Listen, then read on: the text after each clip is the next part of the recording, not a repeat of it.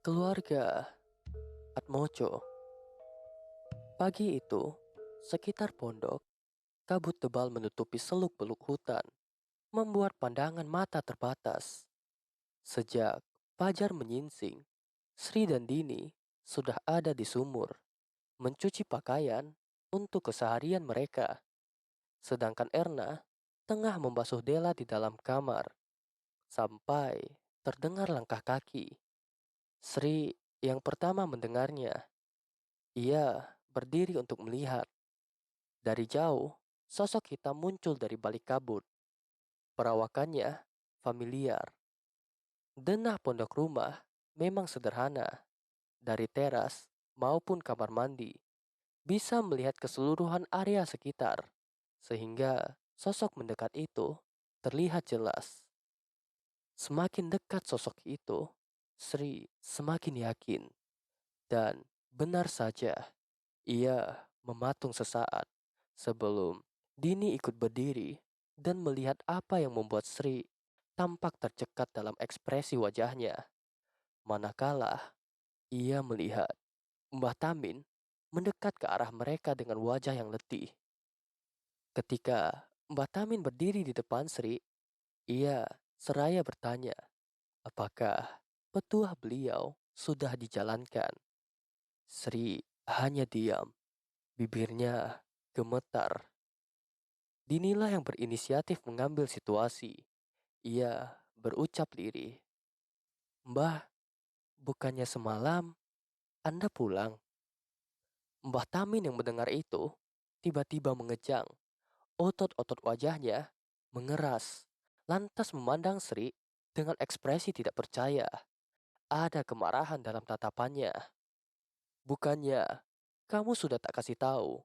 Jangan buka pintunya." Terjadi ketegangan dalam situasi itu, sampai tiba-tiba Mbah Tamin mencengkram leher Sri. Dini yang melihat itu panik. "Siapa yang kamu izinkan masuk? Di mana sekarang dia berada?" Dini mencoba menahan tangan Mbah Tamin. Sri hanya membuang muka. Ia sudah gemetar ketakutan.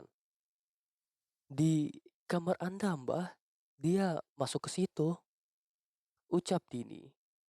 Mbah Tamin sempat melirik Dini dengan wajah marah sebelum bergegas masuk ke rumah, setengah berlari seakan ingin melihatnya. Sri dan Dini ikut mengejar, bahkan mereka sempat melihat Erna yang terdiam mematung, seakan kaget melihat Mbah Tamin muncul dari luar rumah. Padahal ia tahu betul si Mbah belum keluar dari kamarnya sejak semalam masuk ke sana. Tepat ketika mereka sampai di sana, mereka melihatnya.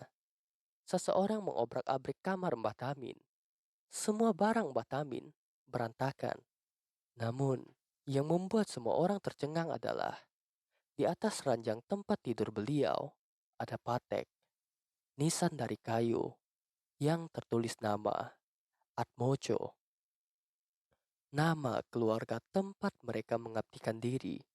Kerasa Atmojo. Cukup lama bagi Mbah Tamin memeriksa benda itu.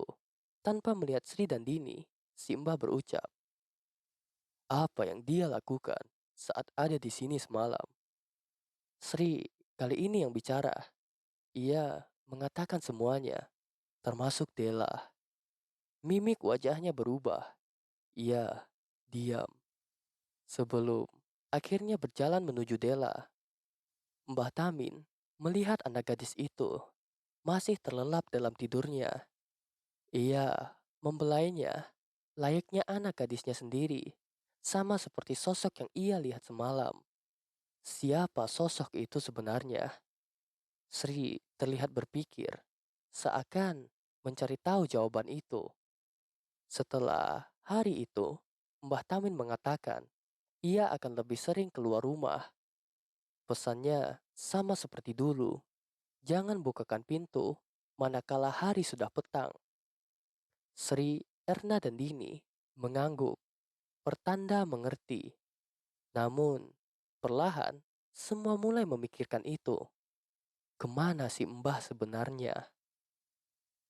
Sri, Erna dan Dini masih melakukan tugas mereka secara bergantian sama seperti biasanya. Sampai suatu pagi, si Mbah belum juga pulang. Ini aneh. Dini dan Erna ada di sumur. Mereka sedang mencuci pakaian mereka. Saat itu, Sri baru saja melaksanakan tugasnya, membasuh Della. Tidak ada yang berubah dari gadis itu. Sebenarnya, bila saja Della tidak dijahati seperti ini, dia melihat sosok gadis muda yang cantik jelita. Tidak hanya itu, perawakannya memang layak menjadi dambaan bagi pria manapun. Namun, nasib seperti mempermainkannya. Sri merasa bersimpati. Manakala ia selesai melaksanakan tugasnya, tiba-tiba terpercik pikiran penasaran. Selama ini, bila dipikir-pikir, ia belum pernah masuk ke kamar Mbah Tamin, hanya melihatnya dari luar. Kira-kira apa yang orang tua itu simpan di dalam kamarnya? Setelah melihat dan memastikan tidak ada orang di sana, ia membuka pintu itu yang memang tidak dikunci. Sri melangkah masuk, melihat kamar Mbah Tamin. Tidak ada yang istimewa selain benda yang sama yang ia temui di dalam kamarnya. Lalu mata Sri tertuju pada sebuah almari tua. Ia menemukan pakaian Mbah Tamin. Tidak ada apapun di sana, bahkan di antara selipan almari dari atas hingga bawah.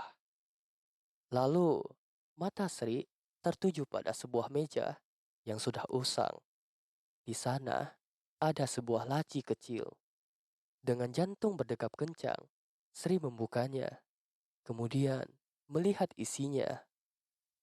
Di sana, ia menemukan pasak jakor, boneka isi rumput teki. Bentuknya sudah sangat berantakan akibat dicabik dan ditusuk. Masalahnya, Sri tahu benda apa itu. Itu adalah benda yang sering digunakan untuk media santet. Apa yang sebenarnya orang tua itu lakukan? Tidak hanya itu saja, ada beberapa benda lain. Sebuah cincin akik dengan batu merah. Dan terakhir, sebuah foto yang usang. Di belakangnya tertulis, Keluarga Atmojo. Ketika Sri memperhatikan foto itu, ia memekik ngeri. Ada Mbah Krasa dan seluruh keluarganya yang pernah ia lihat. Kaget, takut, dan merinding. Itu yang Sri rasakan. Cepat-cepat, ia mengembalikan semuanya, menutup laci itu lagi, kemudian melangkah keluar. Saat Sri membuka pintu, ia tersentak melihat Erna dan Dini menatapnya kaget. Ngapain kamu? Sri terdiam. Ia berusaha tetap diam. Semalam, si Mbak nyuruh saya bersihin kamarnya. Meski curiga, Erna dan Dini menerima alasan Sri. Ia melewatinya begitu saja. Namun, perasaan Sri pagi itu sudah porak-poranda dengan pemikiran-pemikiran gilanya.